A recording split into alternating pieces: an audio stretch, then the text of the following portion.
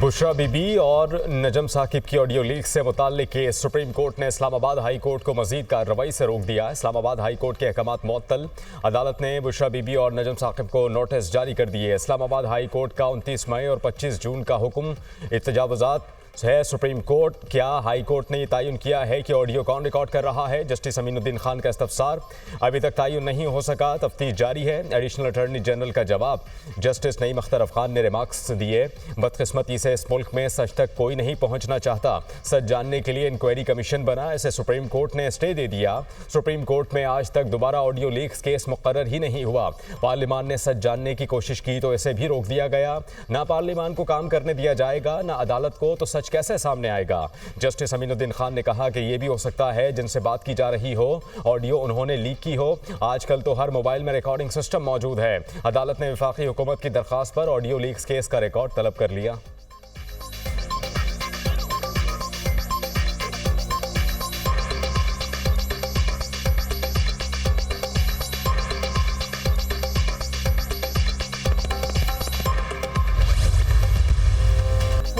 तूफानी बारिशों से तबाही, करंट लगने, छतें गिरने और मुख्तलिफ हादसात के दौरान 18 अफराद जाँ बहक।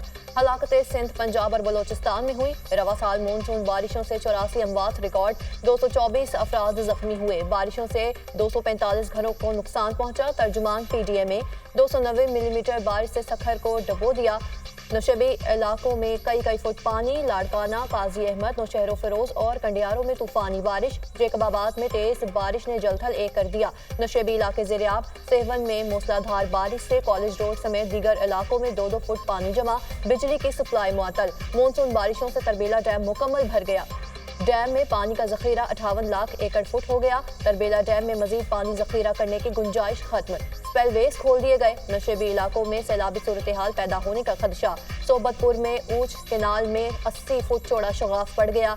मुतादिद देहात ज़ेरियाब, सैकड़ों एकड़ फसलें तबाह। रंगपुर के करीब दरियाए चनाब में पानी की सतह बुलंद होने से करीबी इलाकों को खतरा। इलाका मकीन महफूज मकामात पर मुंतकिल।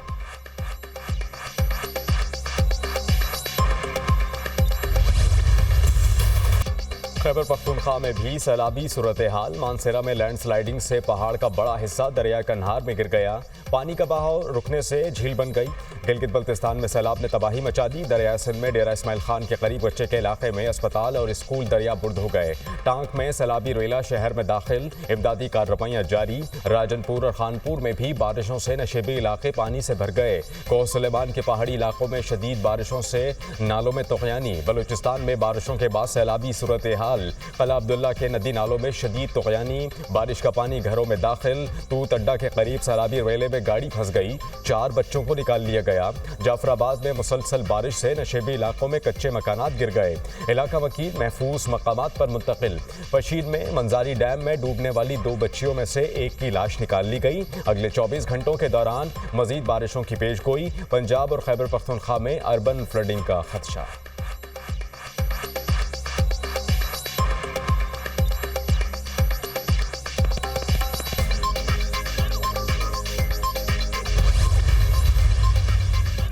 घोटकी में उबालू के करीब मोटरवे M5 पर मुसाफिर बस और ट्रेलर के दरमियान खौफनाक तसादुम। हादसे में 2 खवातीन और 2 बच्चों समेत 8 मुसाफिर जाँ बहक, जबकि 7 जख्मी हो गए। मुसाफिर बस मानसहरा से कराची जा रही थी। गिलगित में मजदूरों को ले जाने वाली गाड़ी बेकाबू होकर दरियाए गिलगित में गिर गई। हादसे में 5 अफराद जाँ बहक। मजदूर डैम साइट पर काम करने के लिए जा रहे थे।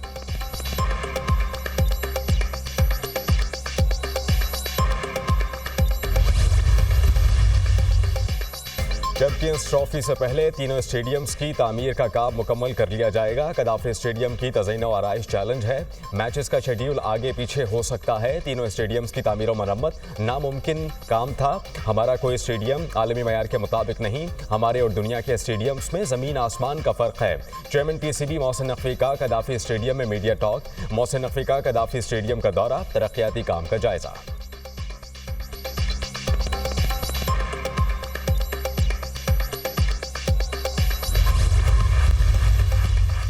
पंजाब और इस्लामाबाद के बिजली सार्फिन के लिए बड़ा रिलीफ। 45 अरब के रिलीफ पैकेज पर अमली इक़दाम का आगाज। वज़ीर आला मरियम नवाज की हिदायत पर बिजली की 5 तकसीम कार कंपनियों को खतूत इरसाल। खतूत इस्लामाबाद, लाहौर, गुजरांवाला, फैसलाबाद और मुल्तान की डिस्कोस को भिजवाए गए। 14 रुपए फी यूनिट कमी के हुकूमती पैकेज की रकम से आगाह किया जाए। बिजली कंपनियां 201 से 500 यूनिट वाले सार्फिन के बिजली बिलों में कमी करेंगी। बिजली की असल लागत और रिलीफ के दरमियान रकम पंजाब हुकूमत को अदा करेगी। बिजली कंपनियों के तकाजे पर पंजाब हुकूमत मतलूबा रकम डिस्कोस को मुंतकिल करेगी। पंजाब हुकूमत का खत।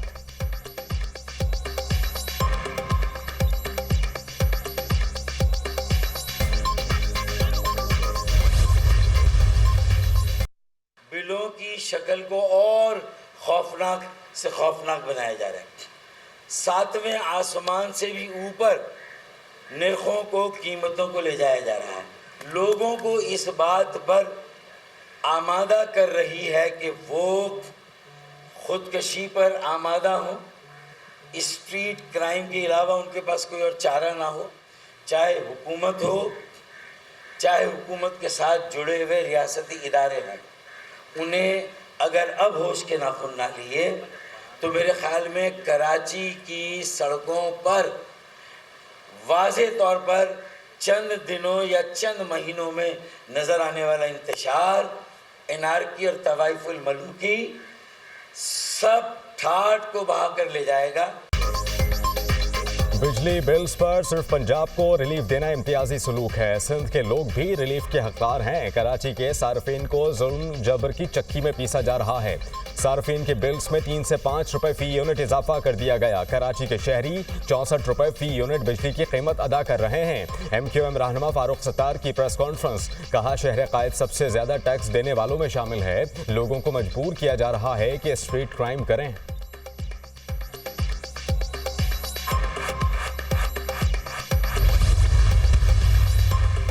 बिजली बिलों में कमी का मुतालिबा बरकरार है। मुआहिदे पर अमल ना हुआ तो हर जगह से लॉन्ग मार्च निकलेगा। मुआहिदे पर अमल दरामद में 34 रोज अभी बाकी हैं।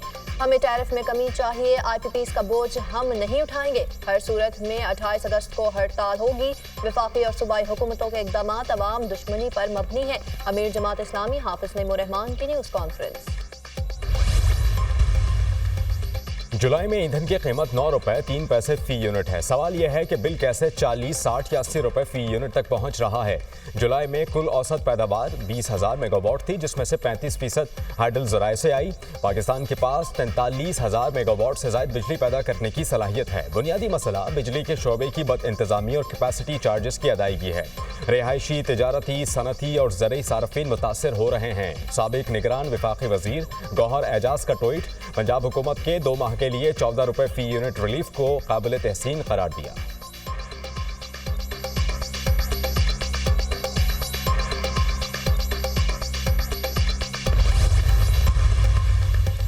रऊफ हसन ने जो भी राब्ते रखे वो नॉर्मल है, कोई गैर कानूनी काम नहीं। सहाफ़ी का सहाफ़ी से राब्ता रहता है। रऊफ हसन आर्टिकल्स लिखते रहते हैं। बल्दियाती इंतखाबात में PTI भरपूर हिस्सा लेगी। Chairman PTI barrister Gauhar Khan की मीडिया से गुफ्तगू।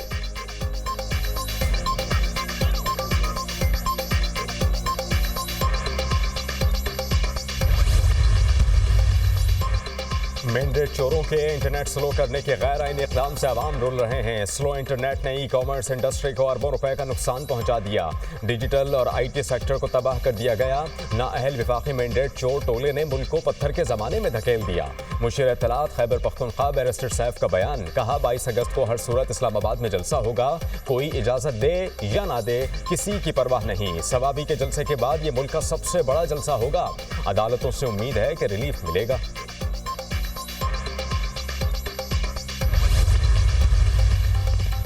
फायरवॉल सिस्टम सबसे पहले PTI दौर में लगाने का फैसला किया गया। वज़ीर आज़म ऑफिस में 2020 में नेशनल फायरवॉल से मुताल्लिक़ इजलास के बाद खत मंजर आम पर वज़ीर आज़म के अहकामात के मुताबिक नेशनल फायरवॉल सिस्टम तैयार और नस्ब किया जाए। फरीकैन की जानिब से तजावीज़ और अमल दरामद के लिए ऑप्शंस भी तजवीज़ किए जाएं। खत का मतलब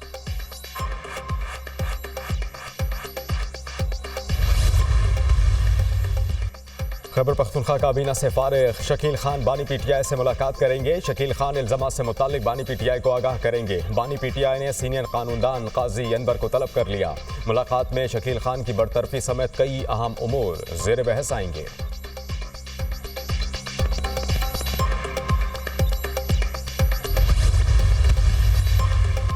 दुनिया भर में तेजी से तब्दीलियां आ रही हैं। हमें अगले 5 साल मुल्क की मसाइल के हल पर फोकस करना होगा। टेक्नोलॉजी की वजह से दुनिया में तरक्की की रफ्तार तेज हुई।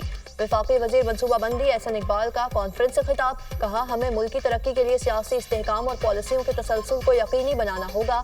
हमें खुराक और पानी के तहफ़्फ़ुज़ के लिए इक़दाम करना होंगे। मुल्क की तरक्की के लिए ख़वातीन को हर शोबे में नुमाइंदगी देना होगी।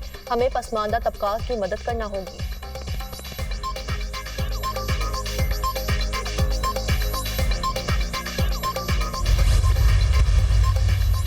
असल और नकली हुक्मरानों को बताना चाहता हूं कि पाकिस्तान के वसाइल पर हक पाकिस्तानी अवाम का है। हम अपने वसाइल पर कब्जा होने नहीं देंगे।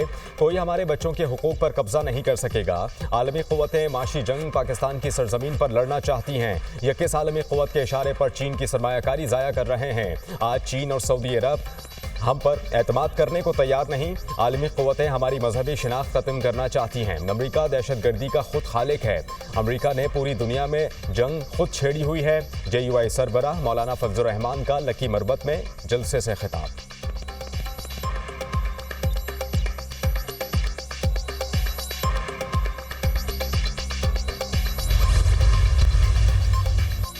वज़ीर आला पंजाब का रावलपिंडी का अचानक दौरा। मरियम नवाज की ज़ेर सदारत कमिश्नर ऑफिस में खुसूसी इजलास। वज़ीर आला ने तवील अरसे से ज़ेर इल्तवा मनसूबों की तफसीलात तलब कर ली।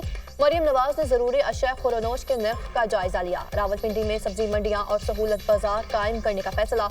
मुल्क को तरक्की के लिए अमन व इस्तेहकाम चाहिए। फ़राइज़ में कोताही किसी सूरत बर्दाश्त नहीं। पुलिस की किसी तायुनाती में कोई सियासी अमल दखल नहीं। काम करके दिखाएं। निगरानी और मॉनिटरिंग के बगैर कोई काम करने को तैयार नहीं। मरियम नवाज की गुफ्तगू।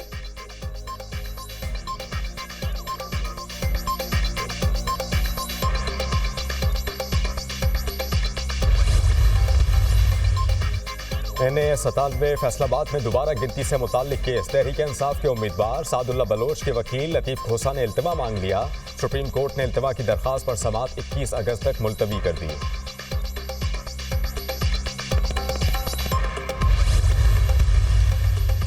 एशियाई तरक्कियाती बैंक ने खतरे की घंटी बजा दी। पाकिस्तान में 2040 तक पानी की सतह शदीद कम होने के खदशे का इजहार।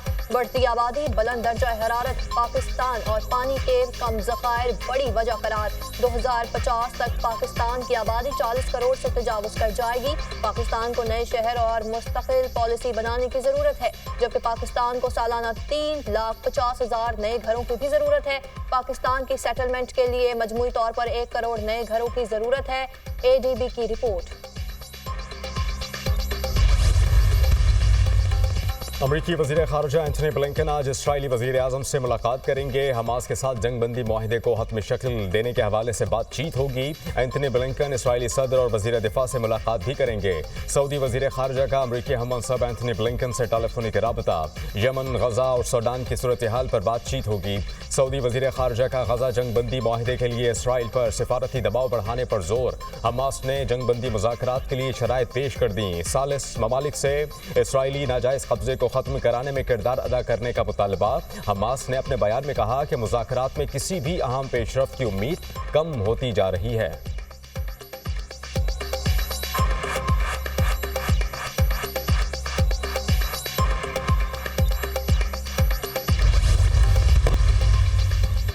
अमेरिका में सदारती इंतखाबात के लिए सियासी मैदान गर्म। कामला हैरिस और डोनाल्ड ट्रंप की एक दूसरे पर इल्ज़ामात की बौछार। कामला हैरिस ने ट्रंप को बुज़दिल और कमज़ोर करार दे दिया। रियासत पेंसिल्वेनिया में खिताब करते हुए कामला हैरिस ने कहा, ट्रंप की सियासत हरीफों को नीचा दिखाने पर मरकूज़ है। इंतखाबात में शिकस्त डोनाल्ड ट्रंप का मुकद्दर बनेगी। गुज़श्ता रोज़ ट्रंप ने भी कामला हैरिस को बुनियाद परस्त और बेवकूफ़ करार दिया था।